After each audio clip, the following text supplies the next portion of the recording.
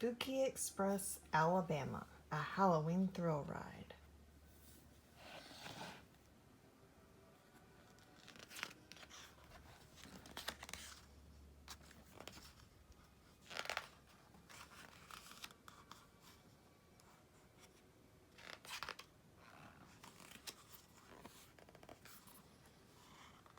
We were out trick-or-treating, my best friend and I, when we saw a huge shape swooping down from the sky.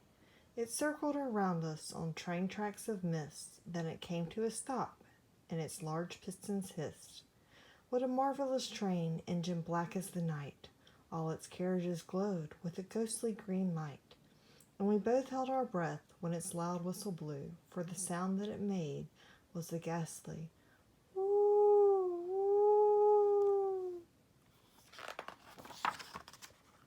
The door opened wide, a conductor appeared with a cheery old smile that was not to be feared. He said, "Spooky Express, hop aboard, take a ride." How exciting, we thought, and we climbed up inside. We looked all around. What a wonderful sight. We saw ghosts on our left. We saw ghouls to our right. There were mummies in tatters and witches in hats and ogres and werewolves and vampire bats. There were big trolls from Huntsville that towered in size and aliens from Auburn with bright bulging eyes.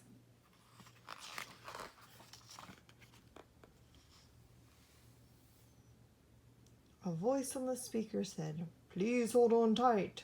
Then the train gave a lurch and launched into the night. We glided along through a dark, stormy sky, and we watched as the streets of Montgomery whizzed by.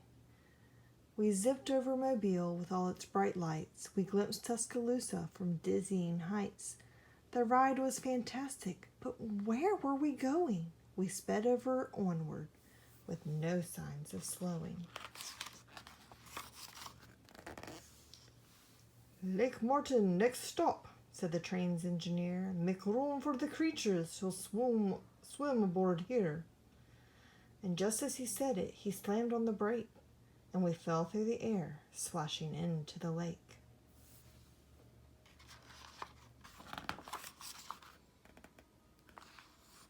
We soon left the lake for another strange stop, up RSA Tower on the side, near the top.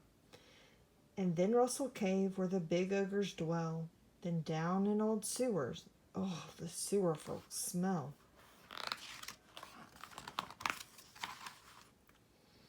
As we raced to our next stop, the train turned too fast, and I saw through the window a pumpkin whiz past. The ghost started howling. "What happened?" I said. "We're doomed!" cried a witch. "That's the engineer's head." If the engineer's headless, he can't steer the train, for his head's where he keeps both his eyes and his brain.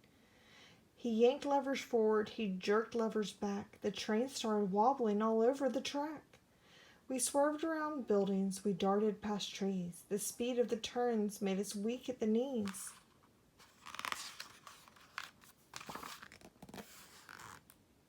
While everyone panicked, I stood up and said, "With the help of some friends, we can go get that head." "Miss Witch," I said calmly, "your broom if I may. Miss Spider, Miss Dragon, let's go save the day." The engineer's head was lost in Railroad Park. "Miss Dragon," I said, "will you light up the dark?" "It's there," said my friend. "It's directly below, but it's down in the mud, and it's stuck there. Oh, no." I turned to Miss Spider. "Please spin us some thread. I've got an idea. We will lasso that head." We twirled it around, threw it over the top, and we pulled the head free with a squelch and a pop. Then back we all flew through the wind and the rain, with the pumpkin containing the engineer's brain. With his head in our hands, we jumped back on the train, and we stuck his head on to his shoulders again. He pulled a few levers, the ghost train slowed down. Do you know where we were? We were back in our town. The ghost started howling, this time with delight, and the gnomes hugged an alien a little too tight.